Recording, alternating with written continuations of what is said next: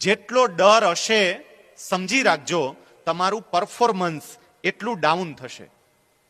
બગદાદની એક સરસ મજાની લોકકથા છે. બગદાદની એક ફકીર ધર્મયાત્રાએ જવા માટે નીકળ્યા અને બગદાદ શહેરની બહાર નીકળ્યા ને ત્યાં દરવાજે એમને એક વિચિત્ર પ્રકારનું પ્રાણી મળ્યું. એટલે પેલા ફકીરે પૂછ્યું, તમે કોણ છો? પેલા વિચિત્ર પ્રાણીએ જવાબ આપ્યો, હું પ્લેગ છું. કેટલાના જીવ લેવાના? તો કે 10,000 લોકોને મારવાનો છું. 6 મહિના પછી ધર્મયાત્રા કરીને પાછા આવ્યા.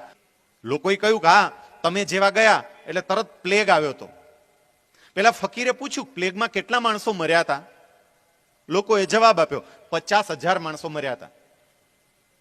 આ ફકીર તરત વિચારે ચડ્યા કે 6 મહિના પહેલા બગદાદના દરવાજે મળેલા પ્લેગે મને એવું કહ્યું હતું કે મારે તો 10,000 જીવ લેવા છે, તો આ 50,000 કેવી રીતે મર્યા?